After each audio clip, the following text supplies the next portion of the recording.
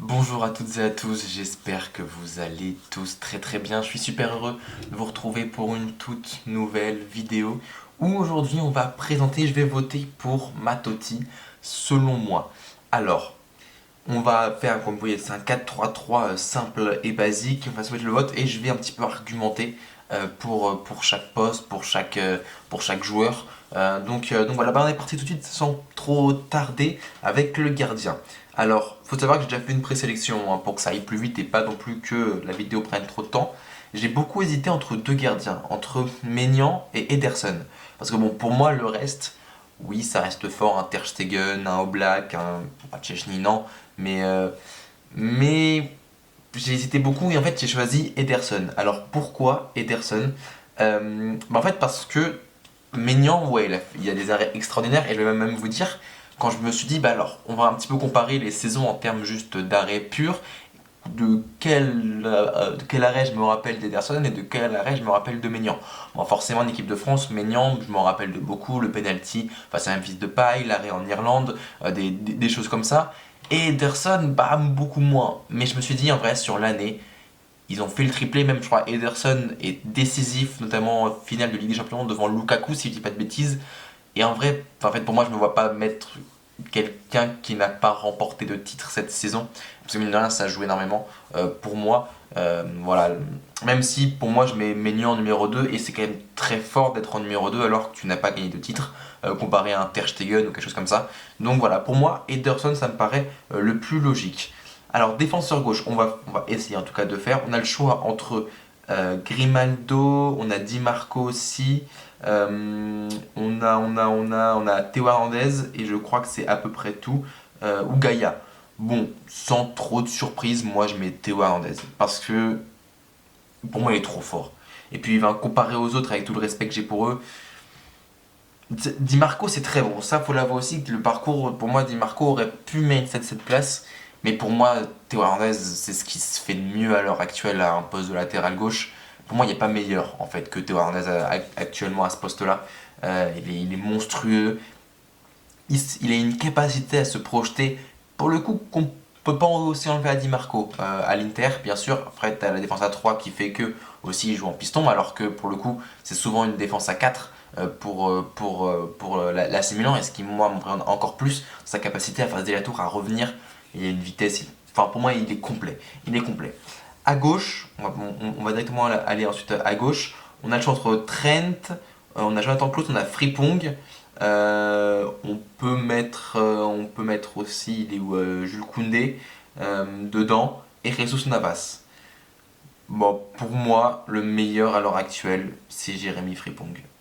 Je, pour, j'ai pas énormément regardé Bayer Leverkusen la saison dernière, mais cette saison, la vache, ce qu'il réalise, c'est stratosphérique. Et en vrai, pour le coup, pour moi, Grimaldo aurait aussi son mot à dire à gauche, mais pour moi, ça reste un petit peu moins fort quand même.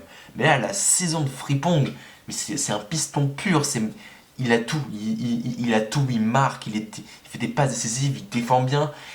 Pour moi, c'est peut-être un des meilleurs éléments à Leverkusen actuellement qui fait que cette équipe est quasiment invaincue. Je crois qu'elle est toujours invaincue, ou je sais plus. Enfin bref, qui fait qu'elle est 15e invaincue et il mène la Liga assez largement.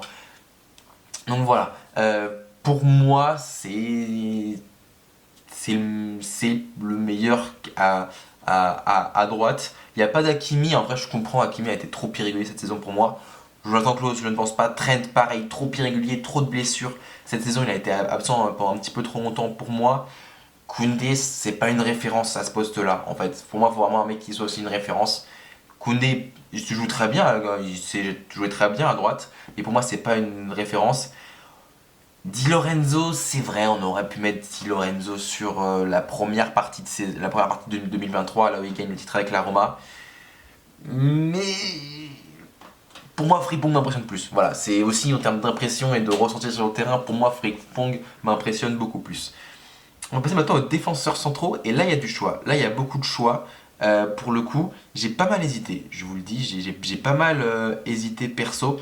On va faire Saliba, pour moi, il n'a pas confirmé son très très bon début de saison 2023. Il est toujours excellent, hein, là-dessus, il n'y a pas de, mais 2023, je pense qu'il gagne le titre avec Arsenal, il se blesse pas. Pour moi, il est dans cette liste, enfin il est dans le 11. Mais j'hésite un petit peu. Van Dijk, non. Van Dijk, c'est plus le Van Dijk d'avant, malheureusement. Donc pour moi, non, il n'a pas sa place. Ruben Dias, c'est la valeur sûre, on va dire. Mais je vais pas le mettre, vous allez comprendre pourquoi. Parce que je vais mettre John Stones. Pourquoi John Stones? Non, je crois qu'il est, enfin, il est plus à droite, parce qu'en plus, il va prendre du coup un gaucher après. Parce que John Stones, pour moi, c'est peut-être un des éléments clés de la victoire de City. Parce que sa capacité à jouer au milieu de terrain aussi, parce que là ils l'ont mis en défenseur central, ce qu'on peut comprendre, mais pour moi, ce truc à le mettre au milieu de terrain, je crois que c'était plus en position d'attaque, etc. Pour moi, c'est à la fois, il faut aussi dire bravo à Guardiola pour ça, quand même, de l'avoir trouvé. Mais moi, il m'a impressionné. Je le dis franchement, il m'a impressionné dans ce positionnement-là. Bon, Dante Marquinhos, pour moi, c'est pas assez fort. Hummels non plus. Bastoni non plus. Bremer, même s'il fait une très bonne saison, non, moi, je vais mettre Kim. Je vais mettre Kim Min-jae. Alors, pourquoi? Bah, déjà, champion avec Naples. Et pour moi, il faut quand même un mec qui soit passé par le Napoli. Ensuite, il fait un très très bon début de saison avec le Bayern. Pour moi, c'est vraiment.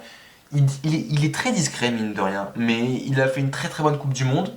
Déjà, même si, bon, c'était pas 2023, mais il a continué sur cette lancée-là, où beaucoup se sont arrêtés. Naples, bah, il gagne le titre avec Naples, tout simplement. Et on voit aujourd'hui les difficultés défensives qu'on a, en plus à cause de ça.